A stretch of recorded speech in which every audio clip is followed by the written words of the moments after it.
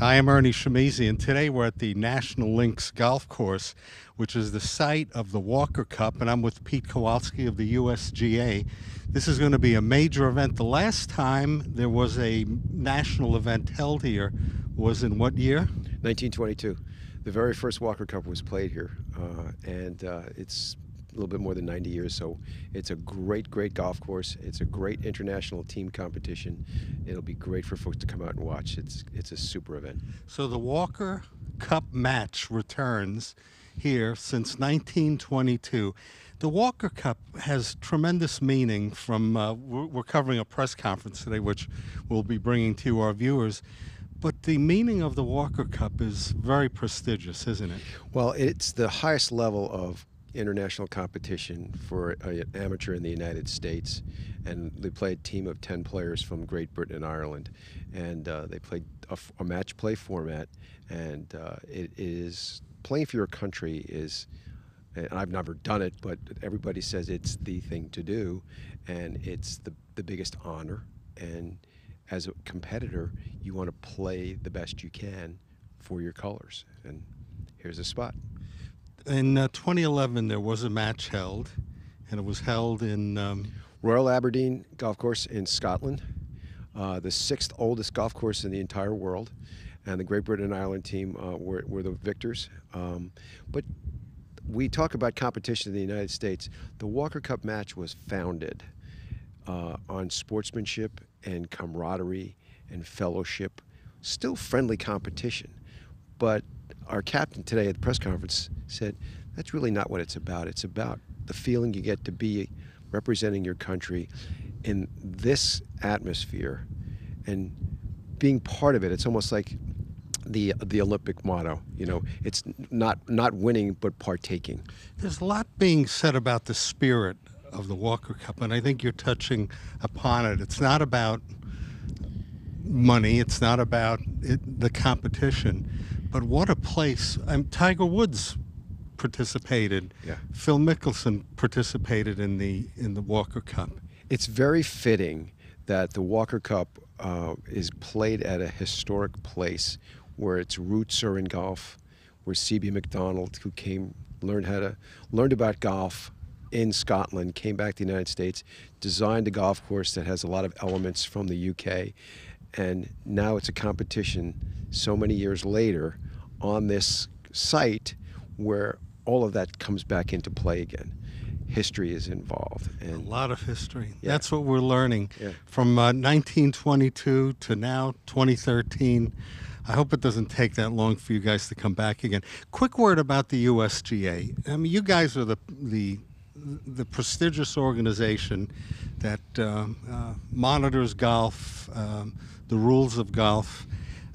Talk a little bit about USGA and what it means and what your mission is. Well, we're the national governing body for golf in the United States and Mexico, and we are partners with the Royal and Ancient Golf Club in St. Andrews, Scotland, and we want to be the leaders of the game of golf in the world, providing opportunity for people.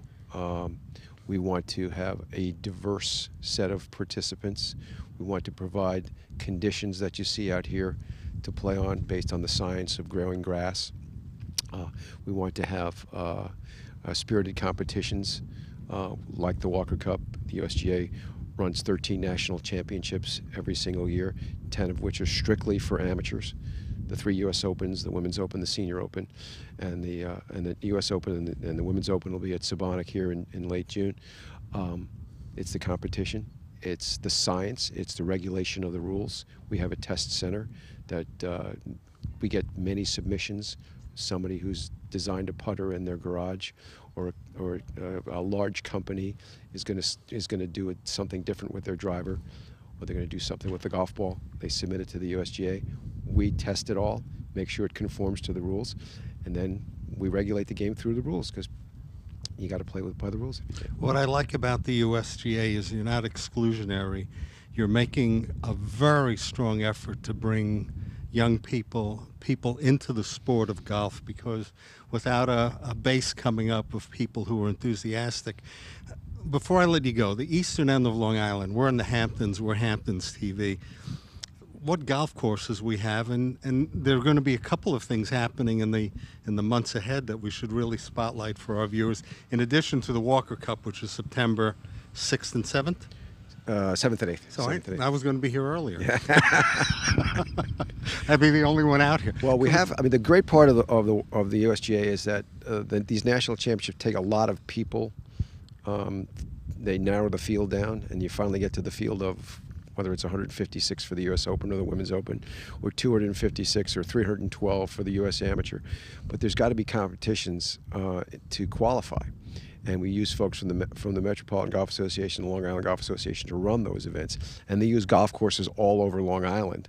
It's not just the actual event; it's the qualification for it, where we use golf courses on Long Island too. But we've got the Women's Open at Sabonic just down the road here at the end of June, the best women's golf event for professionals in the world.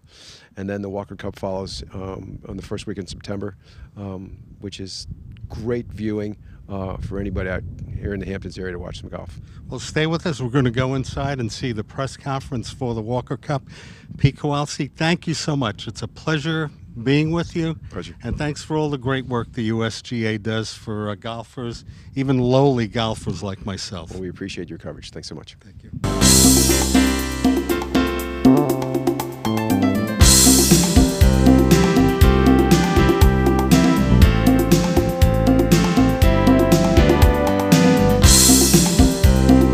We're with John Pine, who's the president of the National Golf Links, host of this great Walker Cup. And congratulations for securing the Walker Cup and bringing it back to Southampton.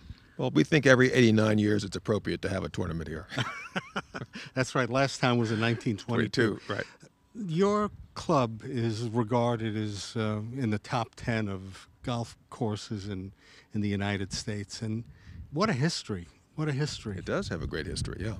Going back to Mr. Macdonald, who Right. was one of your founders and helped. Well, he was the founder. He was the inspiring force behind a lot of the amateur golf in this country. He was a graduate of the university. Well, he went to the University of St. Andrews in 1872 to 1874. He then returned to Chicago, where he grew up, and he there was no golf course really design or development in this country until sort of the late 1880s, 1890s. But he did travel a lot to Scotland and Great Britain, where he played, and at Hoylake and St. Andrews, where I think he was a member. He had a lot of history of what he thought a golf course should look like. So he had all this in his mind when he came to New York City, and when he relocated from Chicago to New York City, and he went and developed this idea of having the ideal golf course, developed on the same principles as some of the great holes that he saw when he was playing golf in Scotland and Ireland. Scotland and England. I'm sorry, this is a bad interview. Not at all, because the history. And there's also a fellow named Walker, who's the Walker Cup was named after, who also has a tie-in to American history. Absolutely. With two future presidents. Absolutely. Can we talk a little bit about Mr. Walker also? Well, let me just finish on Macdonald first, because in 1894, he was one of the 5 signatories to found the United States Golf Association. So that was the first thing. Secondly, he was the first U.S. amateur champion, 1895. And so after that, he became much more interested in the development of golf in the United States, because he was an officer of the United States Golf Association. And so when he came to New York, he had this idea of the ideal golf course, which we talked about.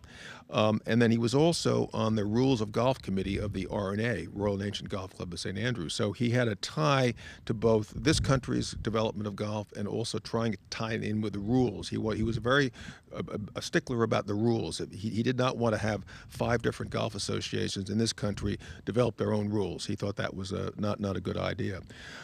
So he had a number of different people who admired his work, his golf course, one of them being Mr. Walker. And he set the standard. Mr. Macdonald set the standard. And now Mr. Walker, who was a citizen here in Southampton.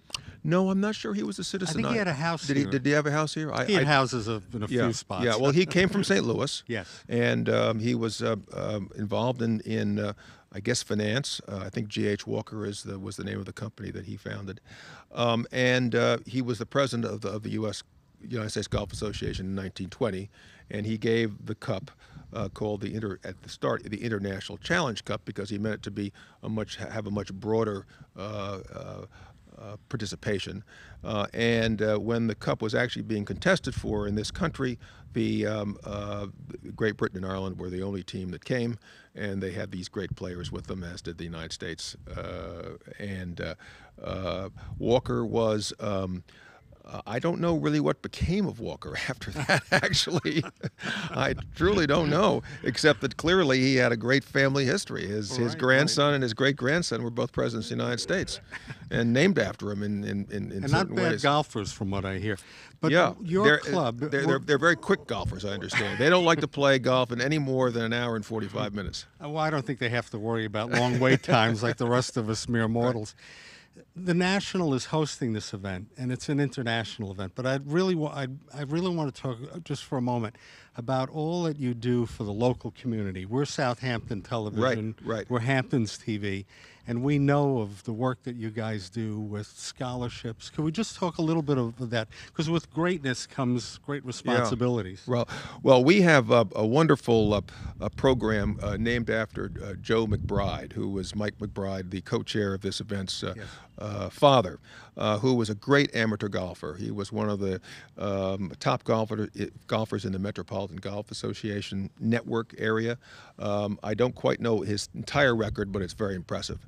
And when he died about 6 or 7 years ago, a member of the club, who was actually Mike's roommate at prep school, put up some money in honor of Joe McBride.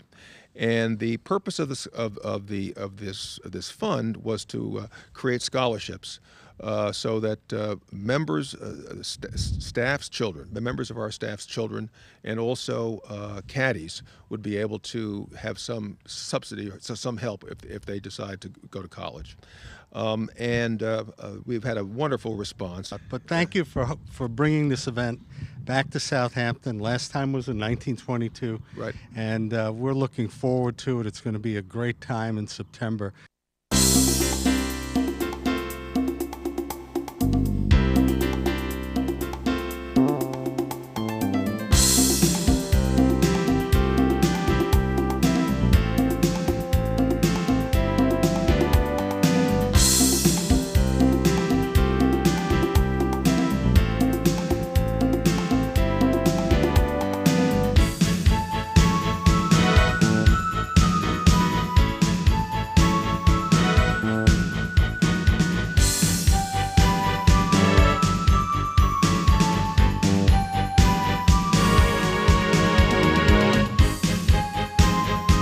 Here at the National Golf Links is a great story surrounding that windmill behind me. When Charles Blair Macdonald, one of the founders here at the National Golf Links and course designer, was building the course, one of the members, we don't know which one it was, it might have been a Rockefeller or a Frick or one of the early members who were the titans of industry, suggested that a windmill be placed so that the members, when they're playing, can fix on the windmill and have a sense of where they are.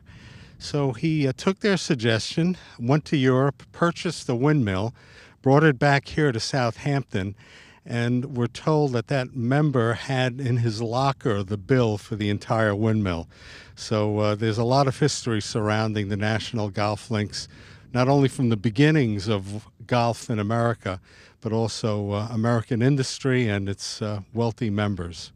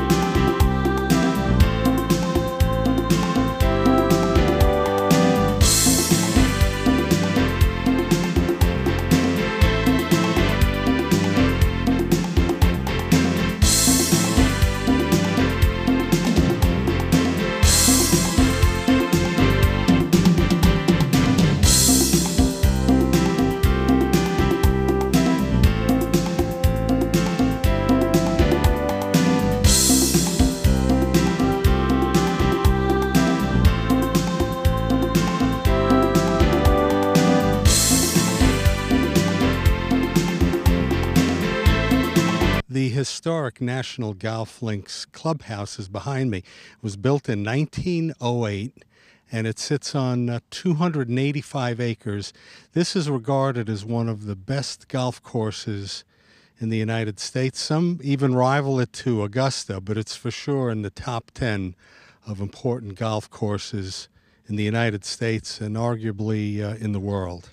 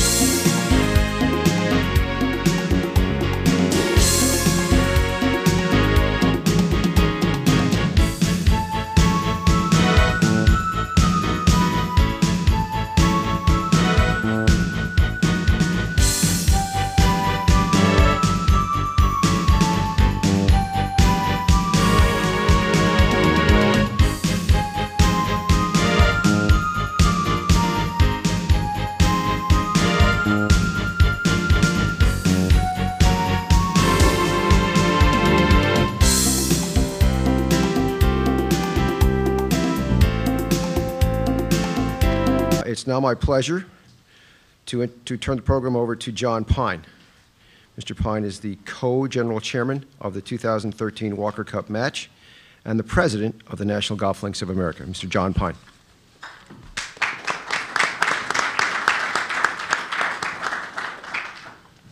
Thank you very much. Thank you very much, everybody, and thank you for coming to National. We're going to have a great day. It's a lovely day. Some of you, I hope, this might be the first time you played the National, so I think that you'll find it a real treat. I'm going to talk about some of the people who have been involved in the Walker Cup, including members of our board of directors. But there's one person who is not here today who had it on his calendar to come, and that is the former president of National, Parker Gilbert, who was president of the National from 1991 to 2009. And he and Mike McBride were really the force that were working with the USGA to bring the Walker Cup to the National in 2013. So in addition to Mike, we have Jim Lilly, who has been very much involved in the all of the preparations, our loosely defined Walker Cup committee. We have many people that are contributing, but Jim is here today as well, and he'll be playing golf with the group. From our staff, we have Jim Morris, our professional, and it's very significant that we have a Morris as a professional National since C.B. Macdonald spent 2 years at the University of St. Andrews in 1872 to 1874, and he had his locker in old Tom Morris's shop, and he played golf with young Tom Morris. So there's a lot of Morris in the National history. So Jim Morris is our professional. Bill Salonetti, who is our superintendent, he's responsible for all the course preparation, and it's terrific to have him on our side. Gerard Gagliardo, George Cast at the front desk, and Pat Staker, who is our controller, and Billy Muller, who was here a moment ago. He is the kind of the gatekeeper. He is the person who, the starter basically, or caddy master, and you'll meet him later. So he's very much part of the national team. To conduct a great tournament, Mike and Jim and I could not do this by ourselves. So we have the Bruno Group, which has been very helpful. I think many of you have met the representatives from the Bruno Group, and they include Mike Podolinsky, Laura Khalil, Sean White, Mike Perez, and Olivia Twitty. Every week we get performance figures from Mike and Mike Perez, and it looks like sales are pretty good. So this is great. And we also have here in the audience Chris Millard and Tony Edgeworth. They both are working on the program and have been very much involved with this project for almost 2 years now. So I'd like to welcome them as well. So that is our group, and I'm going to allow Tom O'Toole to really introduce the USGA staff and the people that are going to be responsible for the tournament. There's one person that is not here, but he is omnipresent at National, and that is our founder, C.B. Macdonald, who is also statue there, and there's a portrait that you can't quite see, but he's quite a force of nature. And Macdonald he spent 2 years, as I said, at the University of St. Andrews in 1872 to 1874. He was from Chicago. He came back to Chicago, had a business. I think he was a member of the Board of Trade. And then he spent a lot of time in England and Scotland on business in the late 1800s. And he gained an appreciation for the game as it was played there, and the golf courses as they were constructed and designed. So CB was he was one of the 5 signatories of the founding of the USGA. He was the first amateur champion. So his name in the USGA, the Arnold Palmer Museum at Far Hills, that's his first name that appears on that board. He was obviously a founder of the National, and between 1907 and 1909, this course was built. It was his ideal golf course. He really built it on the same precepts, as I said, that he saw in Scotland and in England. And many of the holes that are here are his vision of what those famous holes are. The most famous holes are the Alps at Prestwick, number 17 at Prestwick is our number 3. Number 4 is our Redan, which is his equivalent of the Redan at North Berwick. Number 7 is his vision of the road hole, the 17th at St. Andrews, and number 13 is our Eden, which is one of the finest par 3s in golf. So he drew upon a lot of what he saw there, and he did create, I think, in his mind, and I think many people thought that this was the ideal golf course for many years after he built it. There are a lot of people that were involved. I talked about Seth Rayner. Seth Rayner went on to become one of the great golf architects. I'm sure all of you know that. And many of the founders of the club were also very prominent in business and letters, and really drew a lot from their experience with Macdonald. One of the members of National was George Herbert Walker, and in 1920 he was the president of the USGA. I'll let Tom talk about the USGA and the Walker Cup a little more. But he felt it was very important to promote golf interest in this country, golfing interest all over the world. He gave a cup in, I think, December of 1920, and I think it was called, at that time, the International Challenge Cup. He was not so bold as to name it after himself, but it did become the Walker Cup. And the first match was played, as you know, here in 1922. Walker was a member of the National, a friend of Macdonald's, and the group that was here in 1922 were just extraordinary. Several of the photographs that were taken at that time, you can see some of the images of our windmill there. There was a yacht basin down on the Bull's Head Bay where the boats would come in before this road was built. There's a photograph of Bobby Jones chipping There's a photograph of William C. Fones on the 16th green.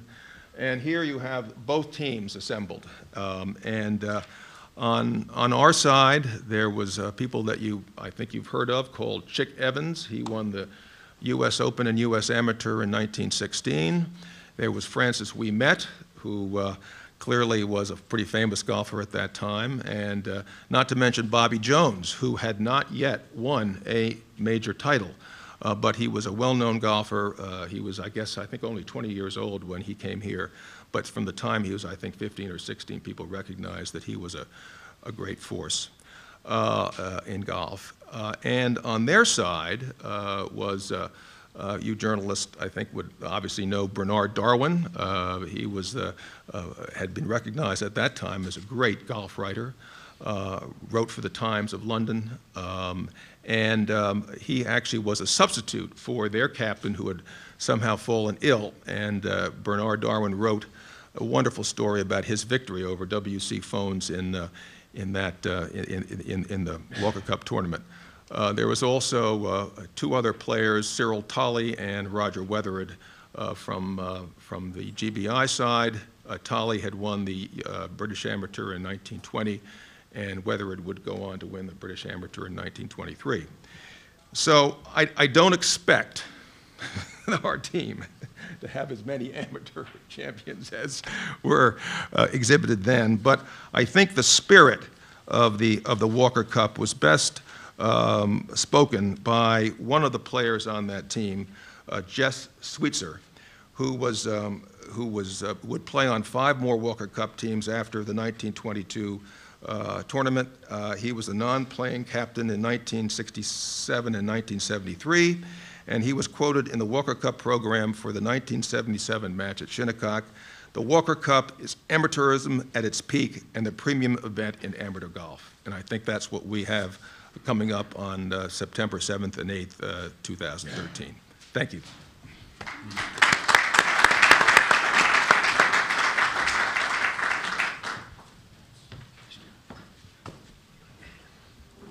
Thank you, John.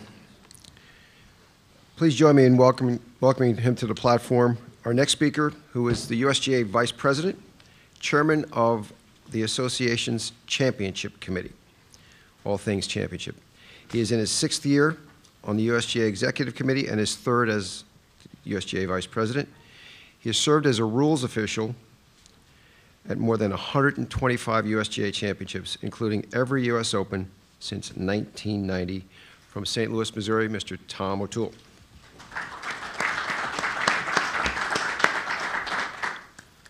Thank you, Pete. Welcome, everybody, and a special thank you to the entire media that's assembled here today, most importantly for the assistance that you will lend the National Golf Links of America to forge forward for a very successful 44th Walker Cup match. Don't want to step on some of the things that John said. Is such a wonderful attachment to history at this very historic place, but there may be some overlap, so I know you'll indulge me. In a place not very far from here, on a winter night in December of 1894, at the Calumet Club in New York City, the USGA was formed for 2 primary purposes. One, to write and interpret the rules, and to conduct national championships. Here, 119 years later, national and international competition and championships is still at the very core of what the USGA is about. As John said, in 1920, almost 93 years ago, George Herbert Walker, the then president of the USGA and a member at National Golf Links of America, was instrumental in the formation of an international golf amateur competition. He donated the trophy, and somehow he convinced Mr. Macdonald and his fellow members to host the inaugural match here in 1922. I cannot accurately articulate how excited all at the USGA are to be back here at National Golf Links, where it all started in 1922 for, yes, the 44th playing of the Walker Cup match. One of the things we're not going to try to do is adjust or modify those fairways. Those are what Macdonald created. That's the charm and the history of the National and it was the USGA's decision between Mike Davis and myself and Jeff Hall to leave those fairways just intact and as they are. Certainly, they're in a match play competition. The scoring is risk reward. It's for the players to have an opportunity to take chances, and it could generate a number of birdies. But as you will find out today, if you've not been on the National Golf Links of America, that poorly executed shots will not be received favorably. There's over 300 bunkers on this fabulous golf course. Bill Salinani will attest to that and tell you how that is to maintain that. In contemplation for this Walker Cup, we created some new teeing grounds. Interestingly enough, although not really created, we will use the approach of the second hole as a teeing ground for the third hole. We think that creates a 470-yard hole, which ensures that the second shot will be blind, which is, as they tell us, the way Macdonald contemplated it. Also, a new tee at the seventh hole, the par 5, and we're going to grow up a little fescue at the end of that fairway, so that will cause the player to entertain some intelligence into his thinking as to whether or not he would play driver or 3-wood to be able to go for that par 5 and 2. Of course, the bunkering around that hole, and particularly the bunkers adjoining that putting green, are particularly challenging and will create a problem if that shot is not executed perfectly. The final new tee was built at the 16th hole, again a 476-yard hole, which restores the integrity of what we think the original drive zone area was that Macdonald created. Of course, probably the most unique thing about National that you'll see today are the wonderful putting green complexes. They're all very unique. They have their own sense of style, and each one is different. Large greens, the smallest is number 16, is approximately 5,000 square feet, and the largest is the 13th green at 13,000 square feet. We intend to have those putting greens, if Mother Nature cooperates. Bill and Jeff Hall and our staff and I have settled that they will range somewhere in the 11 to 12 feet on the USGA stimp meter. I'll just close with a couple setup philosophy concepts that interjected to the USGA when Mike Davis became the Senior Director of Rules and Competitions, and that is we're trying to make players use their physical and mental skills to execute shots. So we want poorly executed shots penalized, and we want well-executed shots rewarded. Firm and fast, of course, is a concept that's well supported and a prescription by the leadership here at the National Golf Links of America, and that's the way we'd prefer it when the Walker Cup match is played here in September. I think that's what Macdonald envisioned, and we want balls bouncing around these wide fairways. And while we won't have significant primary rough, there'll be rough enough to cause the player pause about whether or not he could play to a firm and fast green from that rough. And also, the primary rough not being particularly dense or significant will promote balls to move into the higher fescue areas if shots from those teeing grounds are not played accurately. We will also use the concept of the alternative teeing grounds, which you've seen under the Davis Watch and Championship setup, and that will, of course, be taken into consideration, like things like hole locations and strategy as it relates to that, or weather and certainly direction of wind.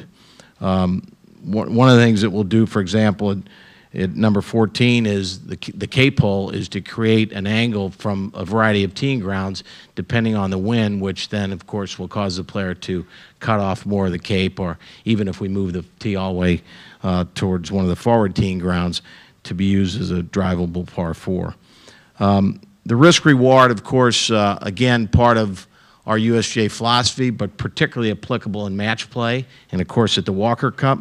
And so we know that early in the round we'll have short par 5s that could arguably be drivable depending on the wind. The first and the second holes. Again, I think the 7th hole will be a contemplated hole if the player can reach that green in 2. Of course, the newly renovated pot bunker at the front, as I mentioned earlier, will guard that green. The bottom line, I think, to leave you on the course setup notes is that one of the things we don't try to do at the USGA is to mess up with the Mona Lisa.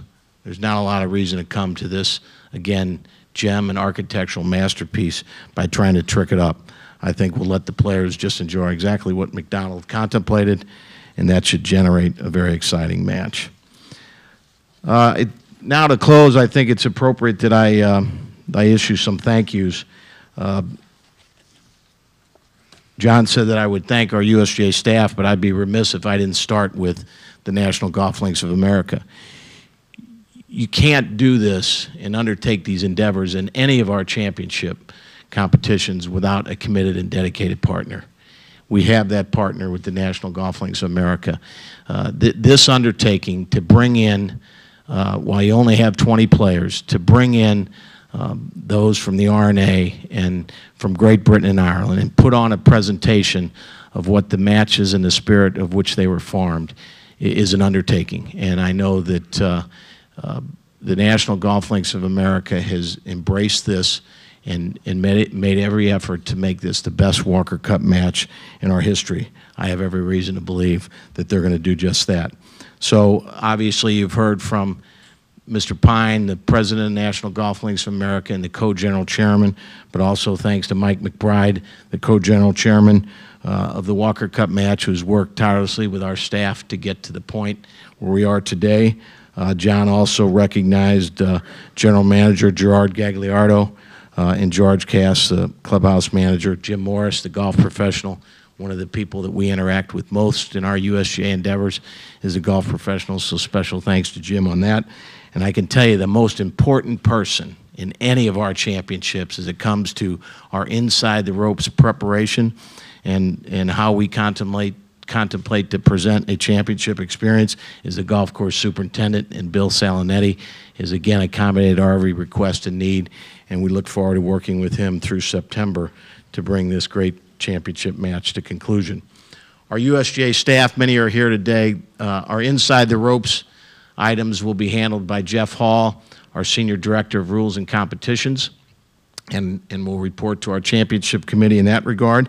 Jeff's on another USGA assignment today and is in Omaha having a media day for our U.S. Senior Open Championship as we speak.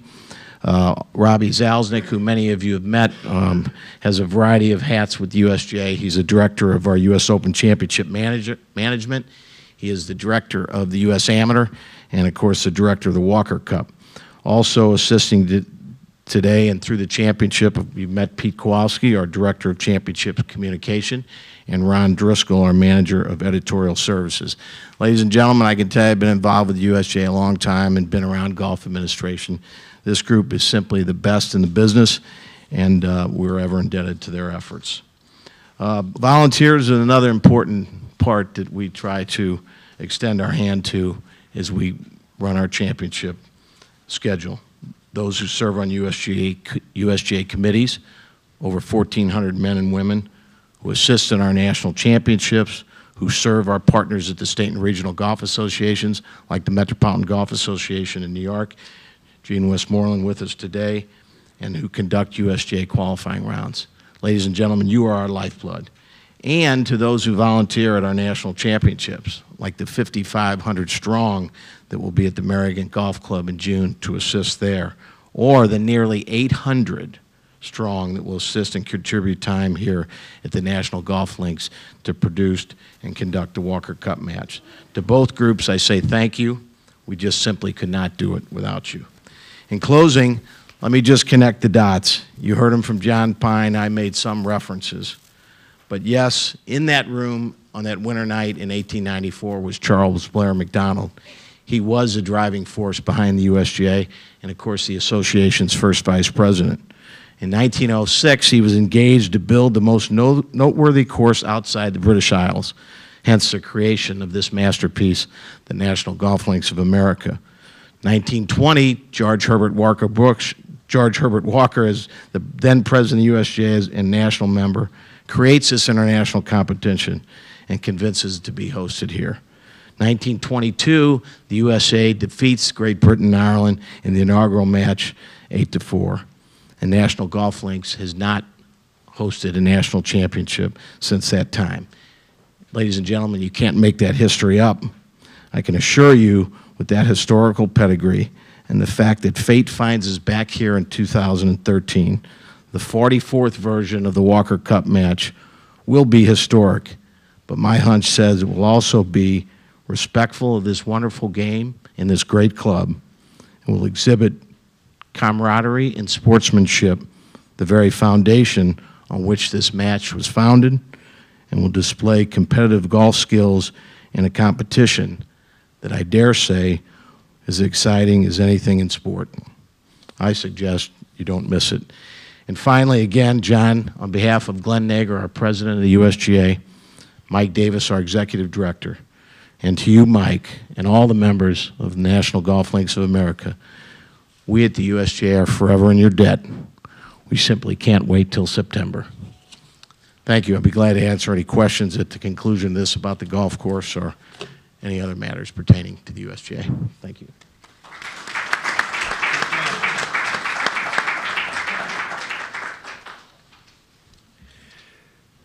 Thank you, Tom, and good segue from the camaraderie and sportsmanship and fellowship and competition to introduce the USA captain for 2013. He also served as a captain in the 2011 match at Royal Aberdeen. He was a member of 3 victorious USA Walker Cup teams, 1979, 1981, 1983, and is quite a good player. Played on the Champions Tour, but was the very first U.S. mid-amateur champion in 1981. And if you want some more background on him, the back of the section of the media guide from the Walker Cup details his playing ability and his pedigree as the Walker Cup captain for the United States of America. It's a great pleasure to welcome the 2013 Walker Cup captain for the United States of America, Mr. Jim Holtgreave.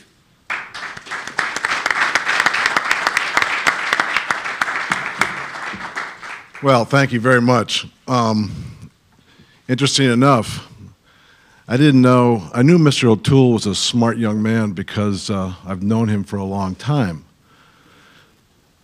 All the knowledge that I just heard about this golf course, if he'd helped me with this when he was caddying for me 30 years ago, I'd have won more major championships. I can't tell you how lucky I am. I'm sure there's many of us who are playing today. I'm sure, does everybody know the definition of a mulligan? This is the most significant mulligan I've ever had in my entire life, getting a chance to become the Walker Cup captain for 2013 at historic National Golf Links. When I got the nod for the 11, it was a huge honor for me, and to go to Scotland, where I love playing golf, it was a very big honor for me. But I was worried that I wanted to make sure I did a pretty good job in 11, that I would get a chance to become captain in 13, because I really wanted to come here. This is just what golf's all about to me. It's all natural, and it just makes a competitor think and manage his game playing this golf course. C.B. Macdonald obviously built a golf course in St. Louis called St. Louis Country Club. It is probably one of my most favorite golf courses in the world, and because the first time that I played it, it's the only golf course that I'd ever played that you have to use every golf club in your bag. He taught me about using every club, how to hit every different shot, and that's what National Golf Links does as well. And it'll be interesting to see how 20 young men approach that as well. We, just so you know, that we didn't win in 11, and I want to win here. I want to get the trophy back to the United States, but winning's not what it's all about. As I've learned the history of the Walker Cup and what George Herbert Walker really intended for international golf competition to be, it's about taking 10 young men, for me, to give them an experience of their lifetime and to be able to play golf for their country. I was in the Air Force for 4 years. I didn't get a college degree. I served my country. I've played for my country. USGA has given me another chance to represent my country, but taking 10 young men and trying to tell them and teach them about what it is to play golf and play for their country is something that it's very deep and passionate for me and very part of my soul.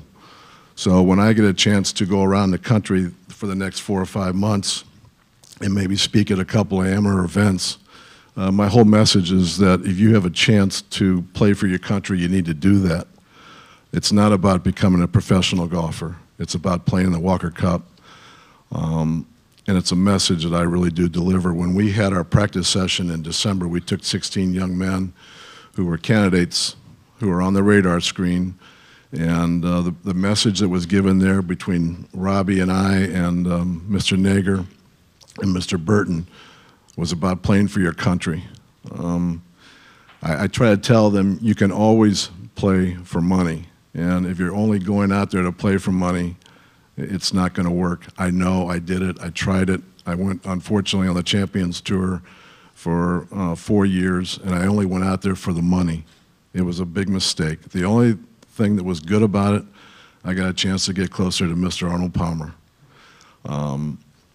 So my message to the young guys is that as we go forward and try to come up with a team, is that you may be good, and if you're that good, you can play for money after you play for the Walker Cup and play for the United States of America. So with that, I think we'll do some other things. Gentlemen, with an August 19th selection, will give you about 3 weeks to prepare your team for the competition. Would you be willing to share with us any strategies that you may employ for preparing the members of your respective squads in an individual event to play as a team, either on the course or off the course? Do you want me to answer that first? Go ahead, Nigel. We'll have Jim answer that once we say goodbye to you, and we'll have a general Q&A session. Okay, well, I guess Jim wants me to give him all the answers, but no, we will prepare as we did for Royal Aberdeen. We'll be diligent. We'll look at the golf course. We'll walk the golf course. But in those 3 weeks leading up to it, there'll be some things that I will want the players to focus on, and that will be ensuring that the short games are in good order. That I don't think there's any secret to that. You know, because not everybody is going to come to the Walker Cup with the game totally, you know, the ball striking in 100% order. You know, you've got 10 players involved, but if those players can come there with the skills for on or around the greens, they'll be a match for anyone at National Golf Links. I'm really looking forward to it because I think it will be very exciting. I think there'll be a few mistakes out there, but I think there'll be plenty of birdies, which will make for great spectating. You know, our team, the players who are challenging for the Great Britain and Ireland team know each other pretty well. You know, they're playing over the next sort of 2 or 3 months regularly in competitions with each other and against each other. So they're building up good relationships now. I'm out there pretty much every week, and the preparations won't start 3 weeks in advance. They've already begun. Well, I'll answer a little bit later, but presently, Captain, I'm one down, right? Apparently so, yeah. Yeah. I love you. Look forward to seeing you in September. Yeah, thanks, Jim. Look forward to seeing you all as well. Jay Dempsey, Times Review newspapers for Jim. Jim, you've been captain and player on Walker Cup teams. Where do you find the most pressure, as a player or as a captain? Wow. I've got 2 boys that play golf, and my mother always said it was very hard to watch me play golf. She was always standing behind a tree. I never got that, except when I watched my 2 boys play. I'm behind a tree. watching, and unfortunately I couldn't watch all 10 players play or all the matches at Royal Aberdeen, but it's harder as a captain. As a player, I was into it. You know, your mind was immersed into that game, into that hole, into that shot. You were focused specifically there. So it's definitely as a captain, just knowing what they're going through. And that's why, you know, John just brought up a good term. It's a simple term, but it's called fun. And that's one of the messages I try to convey to these 10 young guys before we tee it, is to go have fun. Because that's what C.B. Macdonald, George Herbert Walker wanted. So I try to do that, but I can tell you inside it's nerve-wracking. And it's not because of winning or losing. It's just that I just want them to go out and have the best experience of their life. And it's going to be awesome here, because this is going to be such a great golf course to have fun on. So.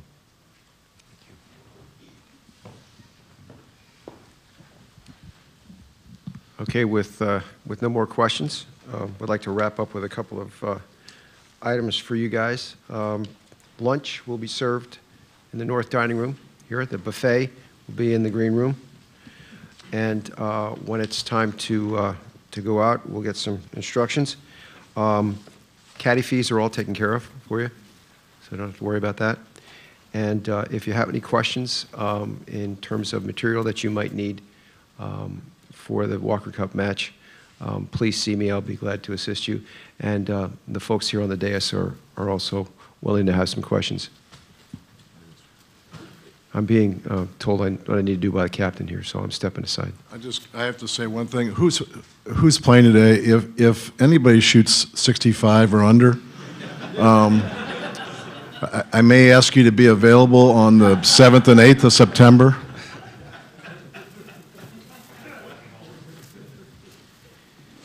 They say Jim Holcreeve is everywhere. That's the truth. So please enjoy your day. We appreciate your attendance. We look forward to seeing you in September here for the match.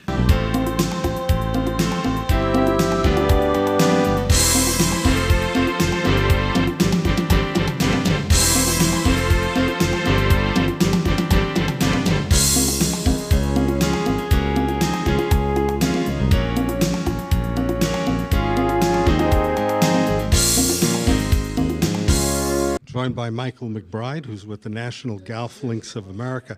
And Michael, you've been receiving a lot of kudos as part of the team that brought the Walker Cup back here to the National.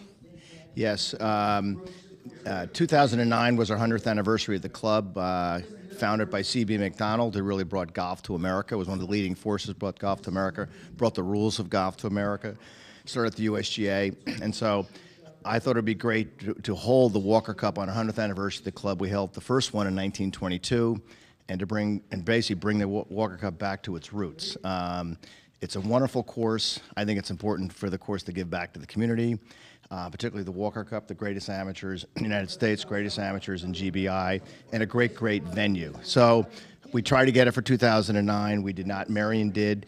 So we put our name in the hopper again, got it for 2013. Lots of competition to hold this event. And we feel honored to hold the event this coming September.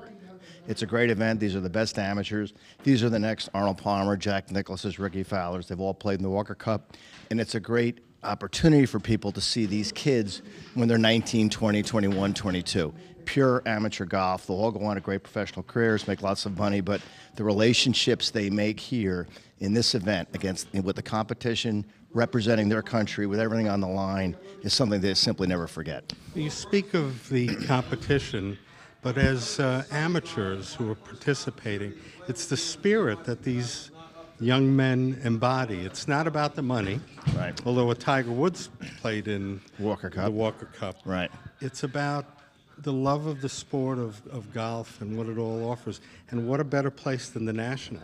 The best. You know, it's a lot, when you can think about it, a lot like the Ryder Cup on an amateur level. It's team. You're playing for your country. You have 9 other teammates, and you're all bonding together as a team. Golf's an individual sport, but you know, in the Walker Cup and the Ryder Cup, it's all team format. People love the competition this year in the Ryder Cup, the team format. They're all fighting for each other. This is the same event at the amateur level, with probably many future Ryder Cup players, and that will be in the field here this year. Well, you're a very convincing guy to Right. be able to bring this great event back here to the National and to allow the National to shine. But I also want to talk about the volunteers that you utilize, that are part of this great event, who brings this event close to the community. Yeah, these kind of events just don't happen. The volunteers make it happen. There'll be 800 to 1,000 volunteers, all from the local community.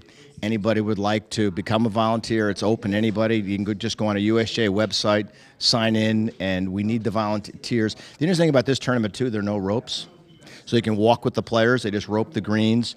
But they need volunteers for transportation, for moving people around, for moving, kind of crowd control on the golf course. But it is a great opportunity to get up and close to these kids in a great competition. We're also supporting all the local community in terms of catering, in terms of food, et cetera. So, I mean, National is really open to everybody, and that's really what we wanted to accomplish here. This is going to be an opportunity for the National to shine on a national level, international level.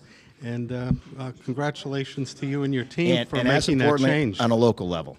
On a local and I will say this, we've had tremendous support from the local township, the local police, the local fire, the state police, and your town fathers have been very, very supportive of this event.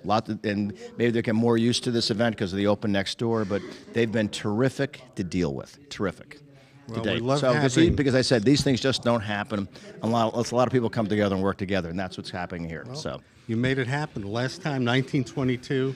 Right. Again, 2013. I hope it's not going to be that long for the next time around. Hope not But either. continued success to you and your membership, and thank you for opening up the National Golf Links to this great event, and to the local citizenry here to be able to come, buy tickets. There's a website which we'll be providing to our viewers. Come in and be part of this. absolutely, we look forward to basically to meeting everybody and opening our club to the whole community, and hopefully for a successful event and a U.S. win.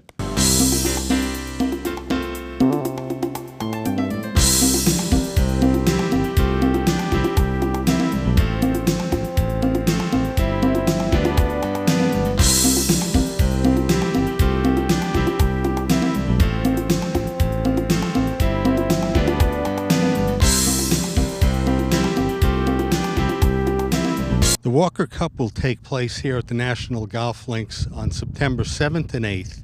For more information and to purchase tickets, go to 2013walkercup.com. For WVVH-TV, I'm Ernie Shimizi.